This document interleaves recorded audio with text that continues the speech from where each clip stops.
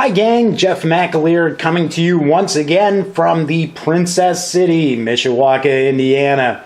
And today I'm taking a look at Victory Point Games Cuba, or Cuba, the Splendid Little War.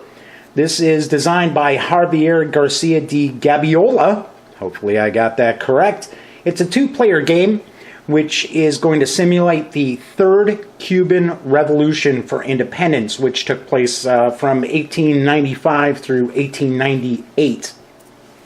Let's take a look at the back here. A little bit of flavor text. And it is for ages 13 and up. As I mentioned, it's for two players. Plays out in about 2 hours. Looks like it's got pretty decent solitaire suitability, and oh hey, we got a little brain with little waves shooting out of it. Medium complexity at a 5. And this is a pretty cool looking game. I've seen a little bit online about it. Really interested in taking a peek, because you'll have one player is playing Spain and the other player is going to control the Cuban rebels. And you're also going to be trying to bring the United States in to intervene on your behalf. So I'm going to get this unwrapped here, and we're going to take a peek to see what we've got inside. Alright, now these boxes usually trip me up, but no, look, it's coming right off! Amazing. Aha, they've changed the design of the boxes a wee bit. Let's get this open here. So first off, we're going to start with the rule book for Cuba, the Splendid Little War.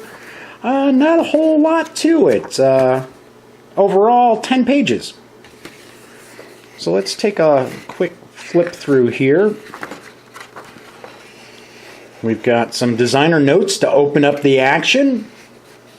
And we've got discussion about using the rules, an introduction to the game equipment itself, the different markers, land units that are available, different leader units as well, some info about setting up the game. I believe there are some cards involved in this as well.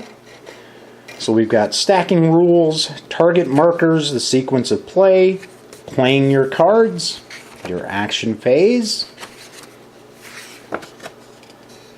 Continuing on the various different actions that you can take on.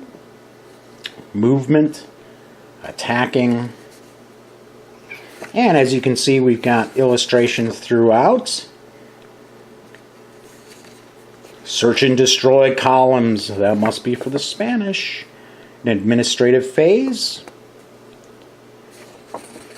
U.S. entry into the conflict. Public support, how to win, that's always important. An example of play. And it looks like there's quite a nice breakdown of probably a turn in the game with plenty of illustrations continued through onto the back.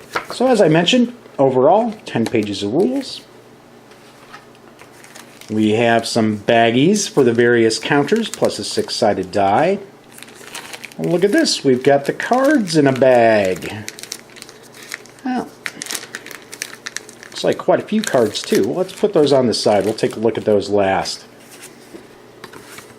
Looks like a reference card showing the action matrix, sequence of play, calculating resources. Hey, there's good old Teddy Roosevelt. Oh, a little back of the map. So we've got that. Aha, a little advertisement for some of the games from VPG. Zulus on the Ramparts, excellent game. Hero of Weehawken, very odd little game, very cool. Waterloo 20, it's a pretty standard war game. Pretty cool series though, easily playable, pretty quick one. So we've got the little ad there. Looks like some of the counters have already popped out, because they are laser cut. Once again, nice thick quality there. And we're showing the different units here. Game turn marker.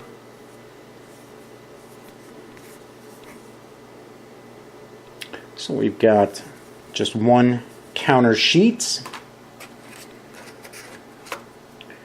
Get some of those counters out of the way. And we've got the map. So we've got a mounted map. And then it looks like we've also got a paper map. So we've got the mounted map there, and of course there's the wipe a lot because sometimes there's some residue on the counters from the laser cutting. So rather than sitting there looking like a doofus while I try to put the map together, even though it's only 3 pieces, let's just take a look at the paper map. And it's a nice quality paper map that's coming with the game. So we see that Cuba is broken up into some areas here. Looks like this is a countdown to get the U.S. to enter into the war. There's a turn track up here, resource track. Looks like that determines how many cards each player is able to draw or possibly have in their hand. There's a track for the Spanish public support and a holding box for the Spanish units, which are no doubt being sent in. So we've got that map there. Looks pretty cool. Let's take a look at some of these cards. We're not going to take a look at all of them. Let me take some of these out. I would take a guess there's probably no difference between these 2 decks. And I know it's redundant and I say it all the time, but I always recommend just sleeving the cards. Especially for a game that you think is going to get a lot of play. So let's take a look at the backs. Yeah, it looks like they're all the same. So this is just one deck that both players will draw from. So let's take a quick look through. And Victory Point Games is real big on the flavor text for the cards too. We can see right here it's talking about whatever the historical event is, going into a little more detail as opposed to just saying, okay, this is what it is. So we have Spain grants autonomy to Cuba, Senator McKinley's tariff reform, Cuban political dissension, Gatling guns, Gomez's circular campaign, the yellow press, Spanish artillery, typhoon. Pretty cool, and the cards are nice quality. But like I said, any game, I mean, you know, come on. A penny a sleeve, pick up, 1,000 sleeves, it's going to cost you $10. So, we've got all these different events here. Aha! Looks like we've got some special cards here talking about setting up the first turn of the game, as well as the second turn of the game. Curious if we'll run into some other cards that'll have special restrictions or special rules as far as later turns of the game too. So just real quick, let's see if we can find those. Or maybe that's just, aha, there we go. Turn 6, 7, 5, 4, 3. I wonder if each turn has one. Keep going through here. Black vomit. Oh, I hate when that happens. Maybe, maybe not. Good old William Randolph Hearst, who, if you're a fan of the movie Citizen Kane, the actual conflict in Cuba plays a part in that, and that's where Kane first makes his big mark in the newspaper world. So, of course, and those out there probably already know that Citizen Kane is supposed to be based on William Randolph Hearst. But that's a discussion for another time. Alright, looks like maybe just for the first few turns you've got some special rules, or maybe it's just kind of telling you about what was taking place during those turns. So there we have the cards that are in Cuba, the Splendid Little War.